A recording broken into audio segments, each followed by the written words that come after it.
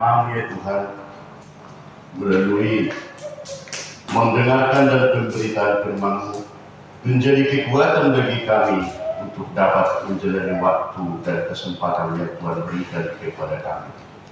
Kami sudah bersedia ya Tuhan, melalui hamba-Mu hadirkan Roh Kudus-Mu kepada kami semuanya, agar kami mendengarkan dan memberitakan firman-Mu dipenuhi oleh Roh Kudus-Mu. Amin. Firman Tuhan untuk ibadah kita hari Minggu ini, di Minggu 5 setelah Trinitatis, diangkat dari Lukas 10 ayat 38 hingga ayat 42. Mari kita bacakan secara responsori ya Bapak Ibu dan mudah-mudi kami akan membacakan ayat yang pertama. Maria dan Marta. Ketika Yesus dan murid-muridnya dalam perjalanan, tibalah ia di sebuah kampung. Seorang perempuan yang bernama Marta menerima dia di rumahnya. Orang itu mempunyai seorang saudara yang bernama Maria. Maria ini duduk dekat kaki Tuhan dan terus mendengarkan perkataannya. Sedang Marta sibuk sekali melayani, ia mendekati Yesus dan berkata, "Tuhan, tidakkah engkau peduli bahwa saudaraku membiarkan aku melayani seorang diri? Suruhlah dia membantu aku." Tetapi Tuhan menjawabnya, "Marta, Marta, engkau khawatir dan menyusahkan diri dengan banyak perkara.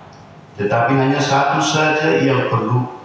Maria telah memilih bagian yang terbaik yang tidak akan diambil daripadanya."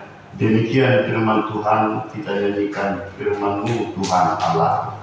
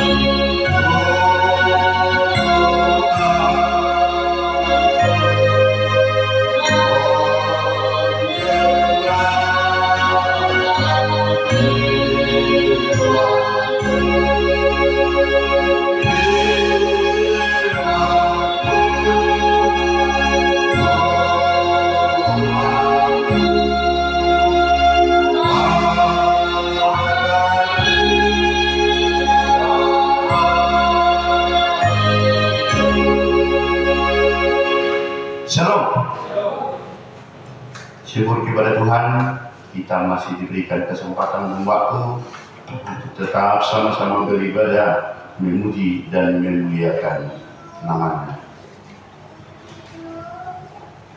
Ada beberapa hari ini saya dengarkan cerita agak serius, saya dengarkan dan saya perhatikan. Ini sering kejadian. Sama seperti gereja kita Bapak Ibu, yang bagaran, yang beresor ke Seattle. Jadi pelayanan seorang pendeta bisa dijadwalkan, ada yang sekali 2 bulan atau ada yang sekali 3 bulan. Persis seperti kita Bapak Ibu.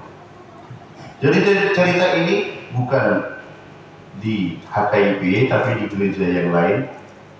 Ternyata seseorang pendeta ini hadir, contoh di gereja kita lah.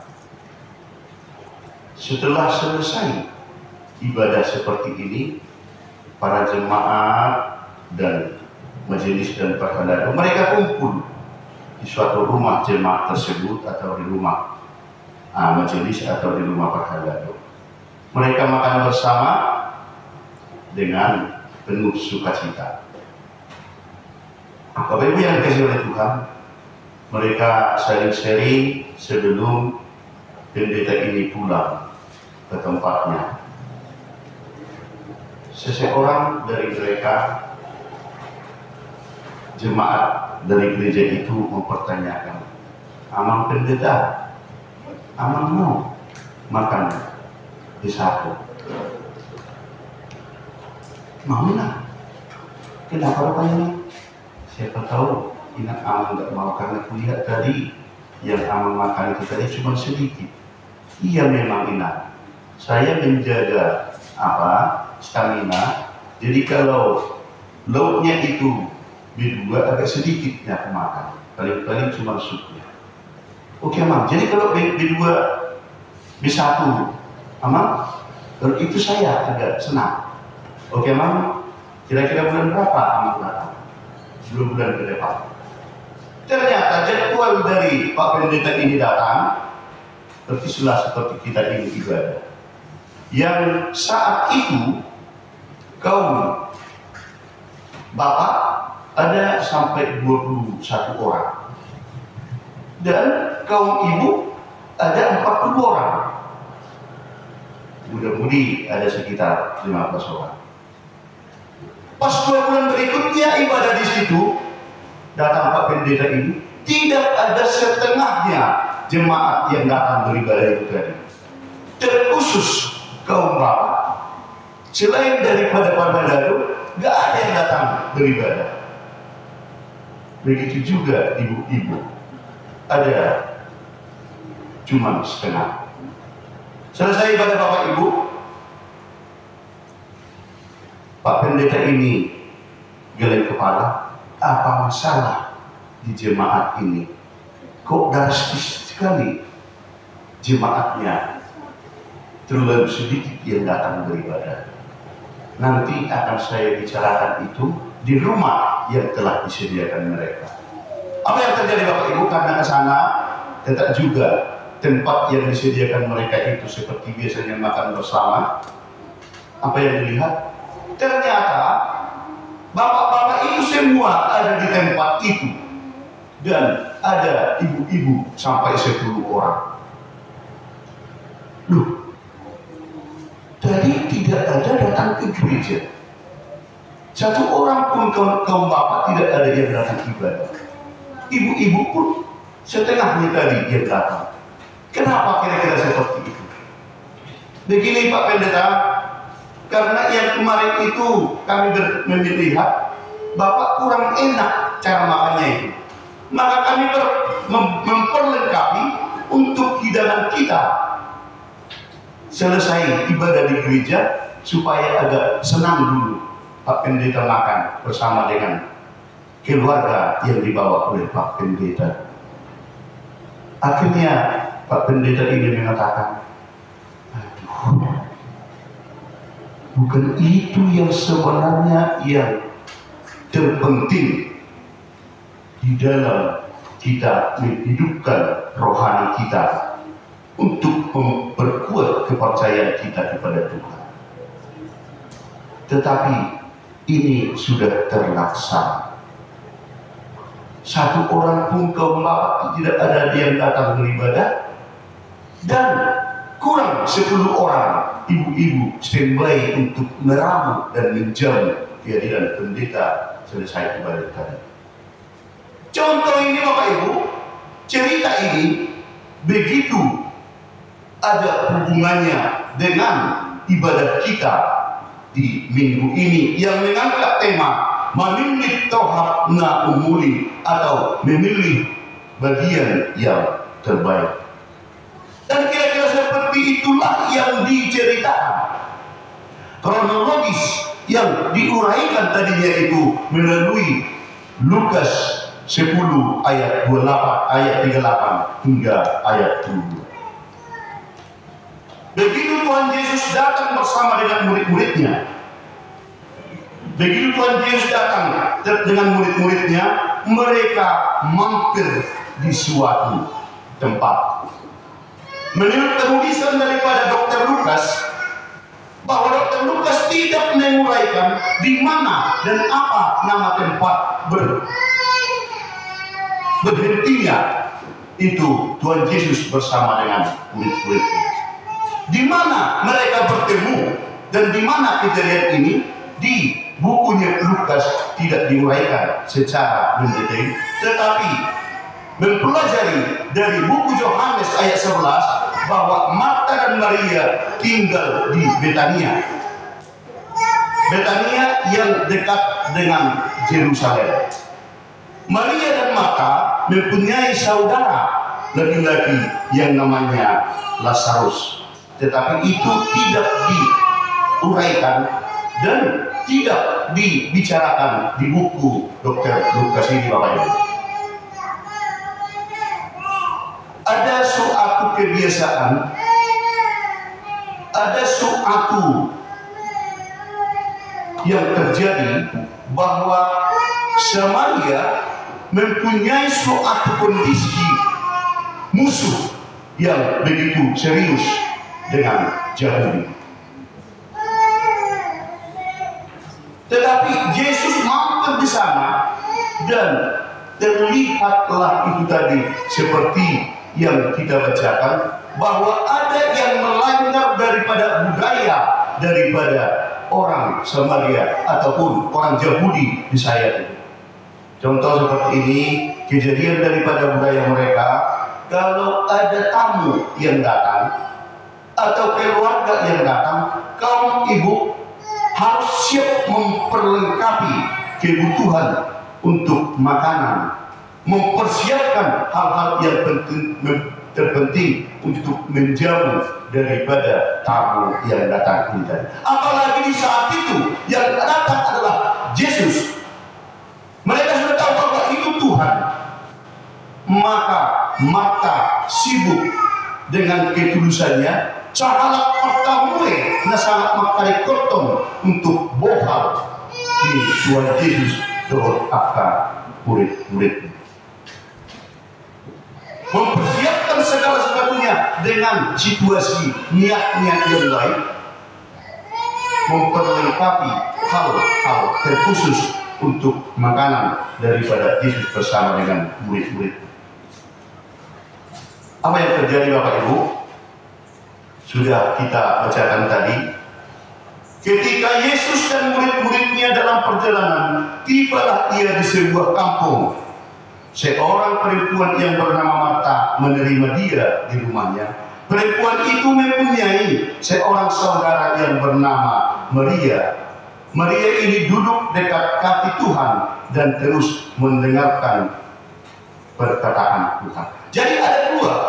Di antara yang mereka kakak beradik, Marta sibuk dengan ketulusannya untuk mempersiapkan hal sesuai dengan adat istiadat mereka, mempersiapkan kehadiran tamu ini disambut dengan sukacita dia untuk mempersiapkan makanan dan minuman dan perlengkapan yang lain. Sementara Maria asik duduk di hadapan Yesus dan mendengarkan khotbah dan cerita ataupun apa yang disampaikan oleh Yesus. Saya punya suatu motto tetap, Bapak Ibu, walaupun belum bisa kesampaian, di dalam hidupku selalu berkata itu dan selalu berusaha untuk memberi yang terbaik dan yang terbaik lagi, dan berusaha melaksanakan untuk mendapatkan yang terbaik dan yang terbaik lagi. Sampai sekarang itu terjadi. Seperti itulah Bapak Ibu yang terjadi di ilustrasi kita itu tadi, dan kisah yang terjadi antara Marta dan Maria. Marta memikirkan bahwa inilah suatu cara yang terbaik karena Yesus datang bersama dengan murid-muridnya memperlengkapi hal-hal yang penting di dalam badan. Sementara Maria memikirkan, membuatkan suatu terobosan baru, karena di saat itu bukan seperti sekarang, perempuan tidak bisa belajar terhadap laki-laki.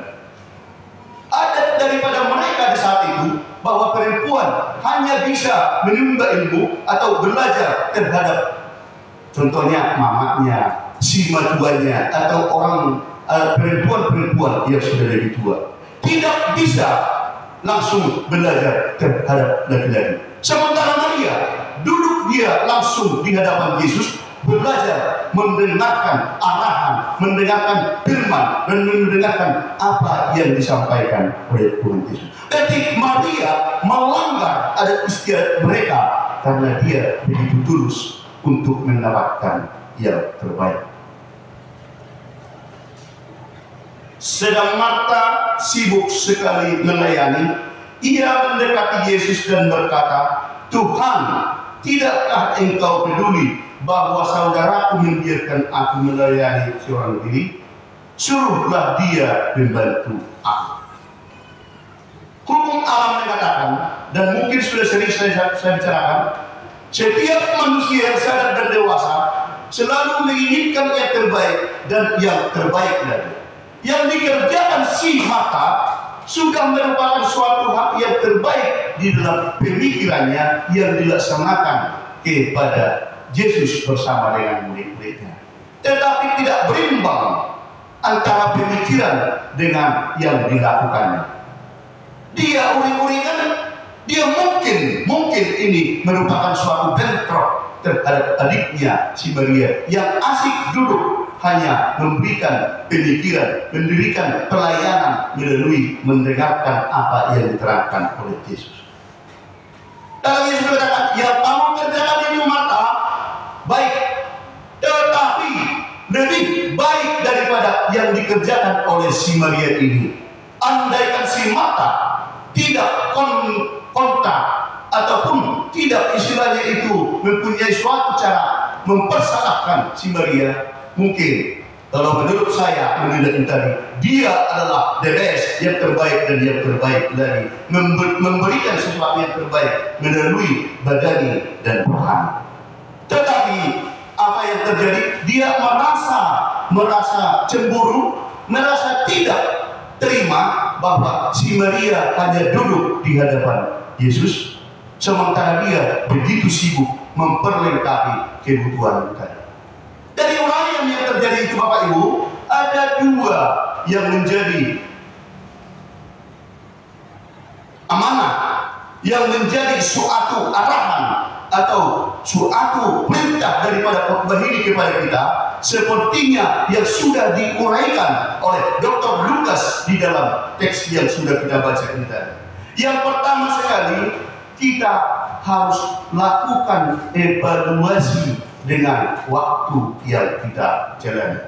Jangan kita hanya fokus kepada kebutuhan keluarga kita, kebutuhan badani, kebutuhan daripada hidup kita yang sebentar ini menjadi suatu cara tidak memindahkan atau tidak lagi berserah. Itu satu yang diperintahkan oleh khotbah ini kepada kita, Bapak Ibu dan Saudara. Kita melaksanakan evaluasi bergumulan yang begitu besar, pasti banyak situasi yang menjadi ranjau di dalam pemikiran kita. Dengan ini bisa seperti yang dikerjakan oleh si Marta ini tadi, kita hanya fokus terhadap hal-hal yang penting di dalam kehidupan kita. Contoh, anak yang harus tetap sekolah, air galon di rumah yang harus diisi, beras yang harus disediakan, gas yang sekali 2 minggu habis, dan yang lainnya yang terpenting di dalam kehidupan sehari-hari. Sehingga tertinggalkan bagaimana dengan permasalahan yang lain kita sikapi dengan kondisi yang kurang mampu. Firman ini menggerakkan, firman ini mempertegas, kita diajak evaluasi agar jangan fokus hanya atau memprioritaskan kebutuhan badani seperti yang dilaksanakan oleh Marta. Tetapi beban atau tanggung jawab ataupun janji kita yang kedua, segala sesuatunya itu dengan kita evaluasi menjalani kebutuhan dalam hidup ini, kita tetap berserah kepada Tuhan. Jumolo malului hamu hada jauh di debata dungi pasahapon nama Tuhanmu aka ordeng sawon itu nadi ulahon ni si Maria di Partikiano. Kehadiran Yesus itu begitu penting untuk menghidupi roh dan jiwa saya itu diserahkan dirinya untuk mengerti dan memahami kuasa Allah dan anugerah Allah yang akan tersalur kepadanya, dan untuk mau disalurkan terhadap orang yang mau percaya kepada Tuhan. Mari kita lihat dengan kondisi itu tadi Bapak Ibu. Situasi ini terlalu sering terjadi di dalam praktek dan kondisi hari lepas hari yang kita lewati, mementingkan hal yang sesuai dengan pikiran kita tanpa membandingkan atau mensesuaikan atau menseimbangkan apakah kebutuhan yang kita pikirkan ini, apakah rencana kita ini sudah sesuai dengan yang dikehendaki oleh Tuhan. Firman ini mengajarkan, mari kita tetap melaksanakan proses perjalanan kita berserah tetap kepada Tuhan dengan seluruh hal yang kita rencanakan, kerjakan, dan akan kita capai. Kiranya Tuhan Yesus tetap menyertai kita dan memberikan anugerahnya kepada kita agar kita tetap berserah dengan seluruh rencana, program, kegiatan, dan tujuan kita. Tuhan memberkati kita. Nyanyikan Telah Kudengarkan.